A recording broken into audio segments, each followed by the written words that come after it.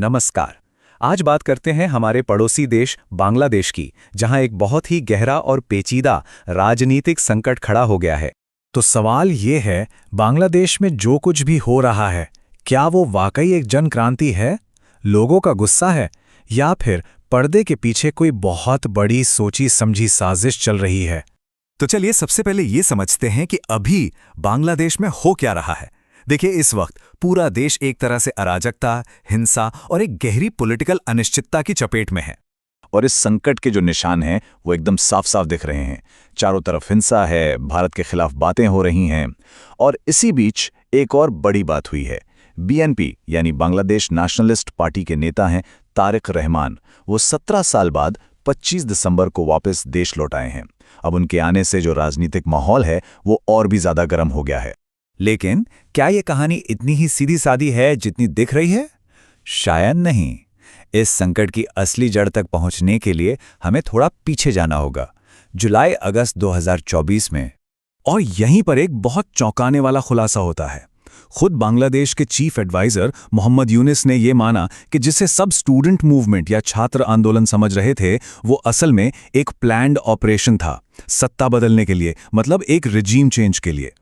तो फिर ये ऑपरेशन कर कौन रहा था? इसके पीछे जो सबसे बड़ी ताकत बताई जा रही है वो है जमात-ए-इस्लामी। ये एक कट्टर दक्षिणपंथी पार्टी है, और इसकी हिस्ट्री देखें तो ये हमेशा से ही पाकिस्तान के करीब रही है। अब जमात-ए-इस्लामी का असर सिर्फ पर्दे के पीछे नहीं है। उनका जो बढ़ता हुआ प्रभाव है वो अब एक 3 तरफा एजेंडे की शक्ल में पूरे देश पर छा रहा है। तो क्या है जमात का एजेंडा? देखिए, इसके 3 बड़े हिस्से हैं। पहला, बांग्लादेश जिस बुनियाद पर बना था, यानी 1971 की आज़ादी की लड़ाई, उसकी विरासत को ही खत्म कर देना। दूसरा, देश में जो अल्पसंख्यक हैं उन पर नकेल कसना। और तीसरा, देश की इकोनॉमी यानी अर्थव्यवस्था को ही पटरी से उतार देना। और ये सब जमीन पर हो भी रहा है। बांग्लादेश की जो पहचान है उस पर सीधा हमला हो रहा है। जो 1971 की आज़ादी की लड़ाई के हीरो थे, जो प्रतीक थे, उन्हें निशाना बनाया जा रहा है। देश का इस्लामीकरण करने की कोशिश हो रही है। और सबसे चिंता की बात, जो अल्पसंख्यक हैं, हिंदू, बौद्ध, ईसाई, उन पर हमले हो रहे हैं, उनकी संपत्ति छीनी जा रही है। अब आते हैं तीसरे पॉइंट पर, अर्थव्यवस्था। इसका असर बहुत ही बुरा पड़ा है।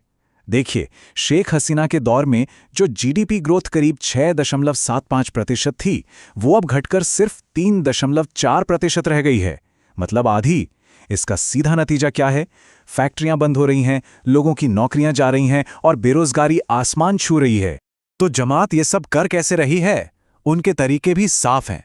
भीड़ का इस्तेमाल करना, जिसे हम मॉबुक्रेसी कहते हैं, अधिकारियों पर दबाव बनाना, और तो और जो मीडिया हाउस सच दिखाने की कोशिश कर रहे हैं, जैसे प्रोथमालो और डेली स्टार, उन पर सीधे सीधे हमले किए जा रहे हैं।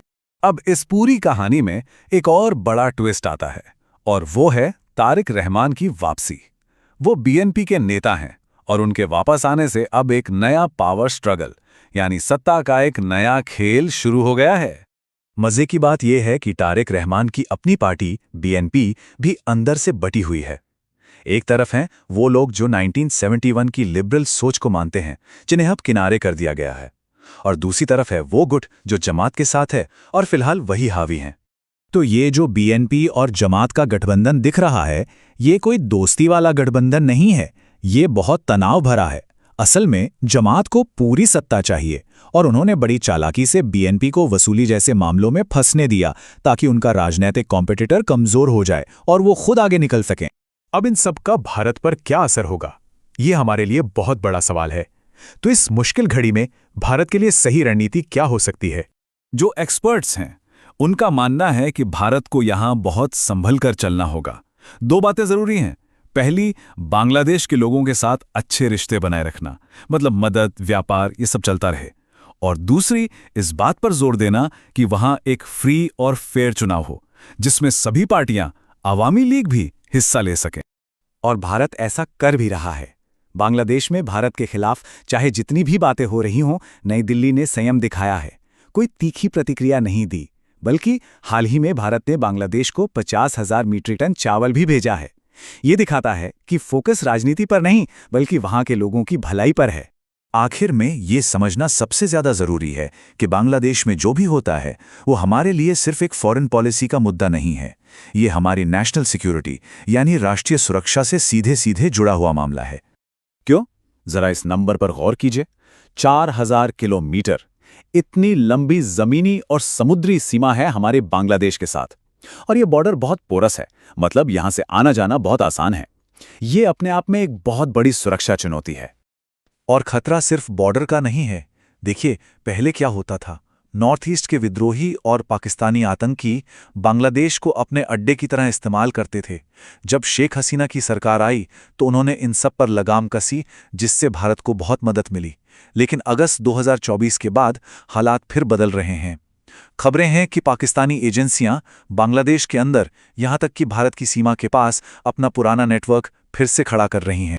तो जैसे जैसे बांग्लादेश में एक नया निज़ाम, एक नया सिस्टम बन रहा है, सवाल यही है कि भारत को इसकी क्या कीमत चुकानी पड़ सकती है। क्योंकि एक बात तो बिल्कुल साफ है, बांग्लादेश में होने वाली हर हलचल का सीधा असर भारत की सुरक्षा और स्थिरता पर पड़ना तय है।